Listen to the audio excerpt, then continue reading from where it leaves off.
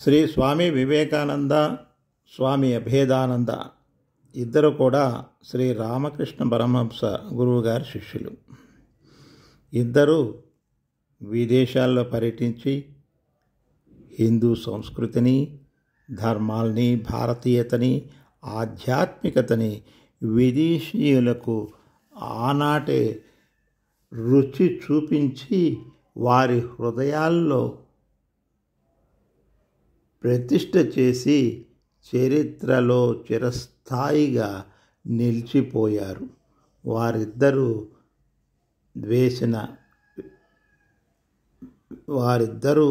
విదేశాల్లో చేసిన కృషి ఈనాటికి విదేశీయులు గుర్తించుకొని వారిని జ్ఞాపకం చేసుకుంటూ స్ఫూర్తి చెందుతూనే ఉన్నారు. వారిద్దరూ ధ్యానంలో దీర్ఘంగా పురోగమించుతున్న రోజుల్లో జరిగిన సంఘటన గురించి చెబుతాను. ఇతరులను స్పర్శించి వారిలో ఆధ్యాత్మిక శక్తిని ప్రసరింపజేసే శక్తి వివేకానందునికి జాగృతమవుతూ ఉంది. ఆ విషయం అతడు గ్రహించాడు. కానీ వివేకానందుడు పరీక్షించకుండా ఏదీ కూడా నమ్మేవాడు కాదు. తన గురువును కూడా ఎన్నో పరీక్షలు పెట్టి గురువుగా స్వీకరించిన విషయం మనందరికీ తెలిసిన విషయమే. తను పొందిన శక్తిని ఇతరుల మీద ప్రయోగించి పరీక్షించదలుచుకున్నాడు వివేకానందుడు. అభేదానంద స్వామిని పిలిచి నన్ను కొంతసేపు తాకు అని చెప్పాడు. అభేదానంద తన కుడి చేతితో వివేకానంద కుడి కాలిని తాకి కళ్ళు మూసుకొని ధ్యానముద్రలోకి వెళ్ళాడు. కొద్దిసేపటికి అభేదానంద చేయి తీవ్రంగా వణకడం ప్రారంభించింది. కొన్ని నిమిషాల పాటు తర్వాత వివేకానందుల వారు ధ్యానం నుండి మేల్కొని ఇప్పుడు చెప్పు ఎలా ఉంది అని అభేదానందని ప్రశ్నించారు. విద్యుత్ బ్యాటరీని తాకితే ఒళ్ళంతా షాక్ కొట్టినట్లు భరించలేనంత శక్తి మీ నుండి ప్రవహించింది నా లోపలికి అని సమాధానం చెప్పాడు అభేదానంద. శిష్యులిద్దరి మధ్య జరుగుతున్న ఈ సంఘటన ఎక్కడో దూరంలో ఉన్న రామకృష్ణులు ధ్యానంలో దర్శించి ఇద్దరిని పిలిచారు.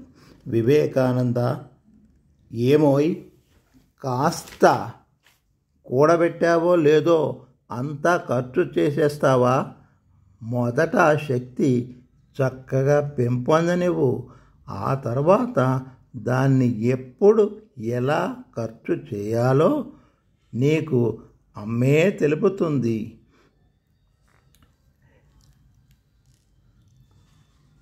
అభేదానందకి నీ మనోభావాన్ని ప్రవేశపెట్టి శక్తిపాతం చేసి ఎంత హాని చేశావో తెలుసా? 6 నెలలకే గర్భస్రావం అయిపోయినట్లయిపోయింది అతని పరిస్థితి. అతనికి చాలా నష్టం జరిగింది.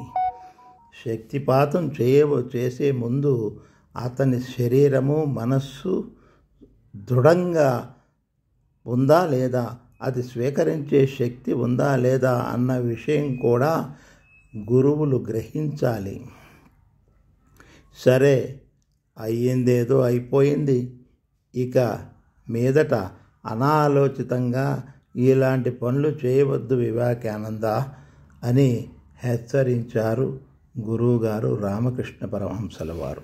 స్వామి అభేదానంద, స్వామి వివేకానంద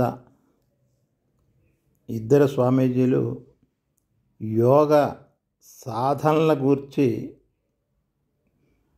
తర్వాత కాలంలో చాలా గ్రంథాలు వచ్చాయి. ఆ పుస్తకాలు చదివితే మనకి సాధనలు ఎలా చేయాలి, ధ్యానం ఎలా చేయాలి,